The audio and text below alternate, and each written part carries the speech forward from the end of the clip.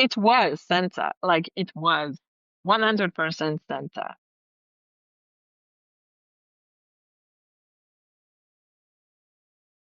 What is it about Santa Claus? Santa Claus. He's like a safe older man, but there was this kind of creeping idea that I could corrupt him. So it's really the first memory I have of being powerful. And so for me, the association was with Santa because I saw him in the mall in Montreal where he always was every year, but I was denied going to sit on his knee. My younger brother did, and I thought, okay, I wait and I watch, and I started to fantasize. And Is it specifically Santa or is it more the Santa type? Like, are you attracted to Santa or is it more a friendly seeming older man with a beard? it was Santa, like it was 100% Santa. When you first felt that way, did you feel conflicted in any way that it was Santa? Did you feel that this was odd at all? Well, yes, of course. I mean, the fashion is not exactly sexy. It doesn't scream sex appeal to me, right? But I like a kind face on a man, and I like a comfortable body. When would you say that you first kind of acted on it? Early, really early. When I was 16, 17, I had affairs with two teachers in my school. And it was a big scandal at the time. Um, and I think if it would be my daughter doing this, I would kill these men. But I had great experiences with them. I was in control. I seduced them. I was probably groomed a little bit, but I did have a good experience with them. And I don't regret that. Do you imagine fantasies of specifically kind of Christmas related things like, oh, Santa comes down the chimney and there I am, or here we are under the Christmas tree? I take that as a yes. I think the excitement for me is to make Santa not be so nice, to get him to be a bit more, I don't know. I like to shock. Uh, I like to shock and stimulate a man through shock. So I think I would love to shock him. Like, what do you kind of fantasize or imagine yourself doing to him? You are going into some very explicit territory here. This, you can be explicit on this show. Whatever you want to share, etc. If you're not comfortable, then that's fine too. There is a point where every man has there's no going back, you know. Uh, they are aroused and they are excited and they want you in that way, and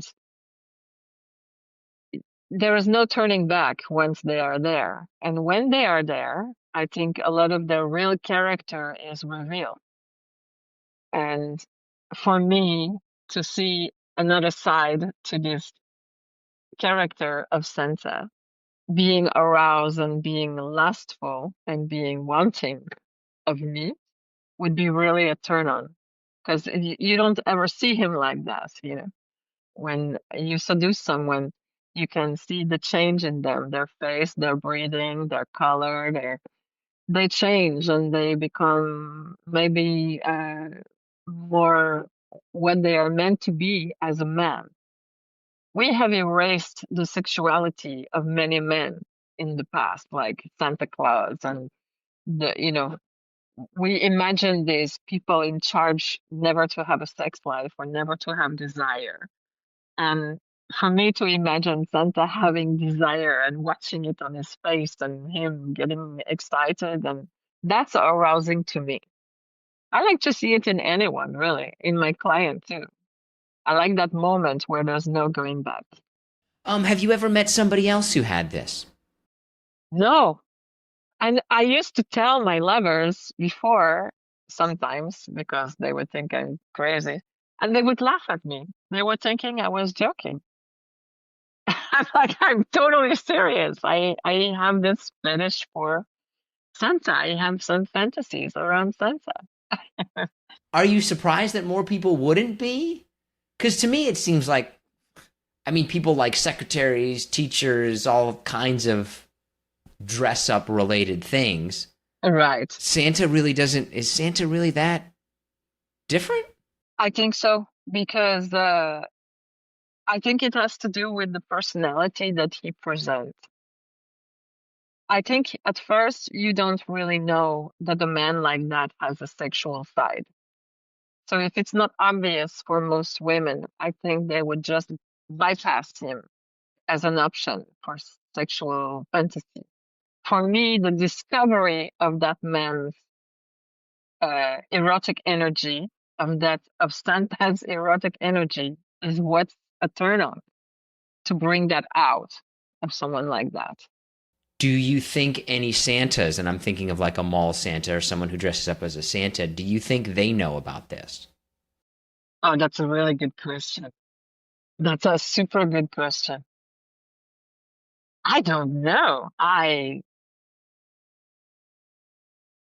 think there must be some kind of ego involved when you have a job like that.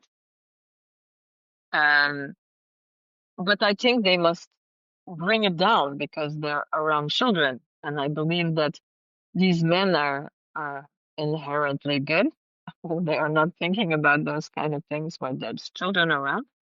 But I wonder if they don't role play with their partners at home. What is your favorite depiction of Santa in movies or TV? Is there like one certain depiction like, ooh, that is my jam? I wish I knew his name. You have to look this up for me because Yeah, yeah, we'll fill in the gaps. what's that movie with Chevy Chase? National Lampoon's Christmas Vacation.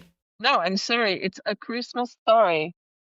Oh yeah, I know Yeah, exactly who yeah. you're talking about. Yeah, that guy. Yeah.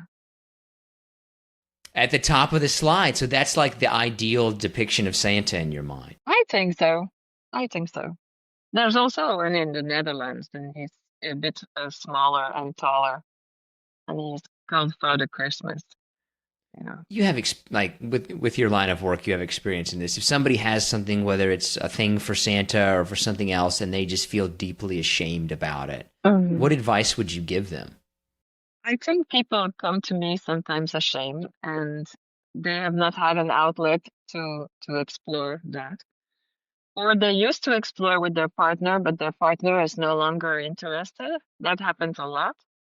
Um, I try to tell them that they're normal, that they're okay. It's amazing. They come to me with the most normal of fantasies, and they are like, "Oh, I think maybe I'm the only one." Or I'm like, "No, are you kidding? You're not the only one. There are many people out there like that, and they feel relief to hear that."